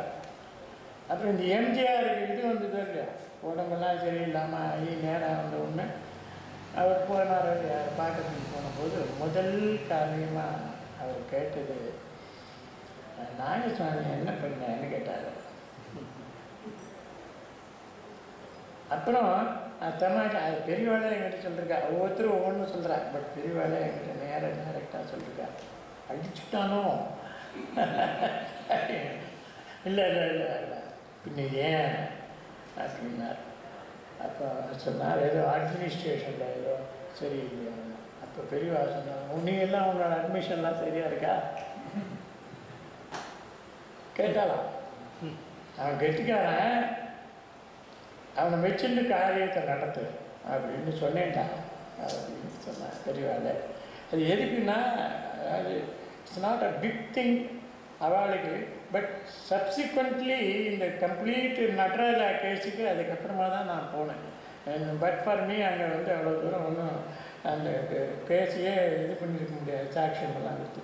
அது பெரியவாளோட அனுகிரகத்தினால அந்த சமாச்சாரம் அது எம்ஜிஆர் அந்த மாதிரி பண்ணினாருங்கிறதுக்கு. அப்புறம் ஃபைனலாக என் ஆத்துக்காரிக்கு உடம்பு சரியில்லை, ரொம்ப மோசமான இது. ஒரு நாளைக்கு வந்து பெரியவாளை கூட்டின்னு போங்கன்னு she was in very bad shape. சரிங்க கூட்டின்னு போகிறேன். எனக்கு பெரியவாளை போனால் எனக்கு இன்னும் கேட்கறதுக்கு வராது, நான் கேட்டதே கிடையாது, எனக்கு இன்னும் கேட்டது கிடையாது. ஆனால் இதை சொன்னாங்க என்று கூட்டின்னு போனேன். எனக்கு இங்கேருந்து காஞ்சிபுரம் வரைக்கும் போகிறதுக்குள்ளே தாங்குமானே தெரியல, அந்த மாதிரி மோசமாக இருந்தது. பெரியவாட்ட போனால் அந்த கூட்டம் ஒரே க்யூ, நடுவில் இருக்கிறவெல்லாம் வந்து க்யூவில் தான் அவனுக்கு இது சொன்னால் அவனுக்கு புரியுமானேன். சரி ஒரு 1.5 மணி நேரம் நின்றுட்டு இங்கேருந்து வரோம். பெரியவாகிட்ட வந்த உடனே பெரியவா ஆத்துக்காரிக்கு உடம்பு சரியில்லை அப்படின்னு கூட இருந்து ஒரு நாயை அடித்து வாங்க போகிறான்னு கூட்டின்னு போயிட்டான், உள்ளே கூட்டின்னு போயிட்டான். அப்போ இனிமேல் 5 மணிக்கு மேலே தான் 6 மணிக்கு ஆகும் வரத்துக்கு, இப்போ வச்சுமே பார்க்க மாட்டா போகணுன்ட்டேன். ஸோ நாங்கள் ஒரு 2.5 மணி வரைக்கும் இருந்துட்டு என்ன பண்ணுறது, மரம் இன்னும் பார்த்தா ஒன்றும் பண்ண முடியல. எப்படி சொல்கிறது, ஆதிகாரிகிட்ட எப்படி சொல்கிறது, அவளோட life is in difficult situation. சரி அவ்வளோதான், நமக்கு கொடுத்தது அவ்வளோதான் அப்படின்னு சொல்லிவிட்டு என்ன பண்ணோம். ஒரு 5:30 இருக்கும், 5:30க்கு வந்து வெளியில் கார் என்ட்ரன்ஸில் ஆத்துக்காரைய வண்டியில் ஏற்றி வச்சுட்டு நானும் ஏற போகிறேன். இப்போ அந்த புதுசாக ஏமாத்திட்டு இருந்தாருங்க, அவர் வந்தார். வந்து என்ன உங்களை காணாமே அப்படின்னு சொல்லி பேசிக்கிட்டே அவரோட உள்ளே வந்துட்டேன். உள்ளே வந்தால் பெரியவா அந்த ஸ்டாண்ட் இருக்கு, அந்த இந்த பவழ மல்லி பக்கத்தில் ஒரு ஸ்டாண்ட் இருக்கும். அதில் நின்றுட்டு கையில் இவ்வளோ புஷ்பம் தலையில் வச்சுருந்த புஷ்பத்தை எடுத்துட்டு நான் உள்ளே நுழைஞ்சுட்டே இருக்கேன்.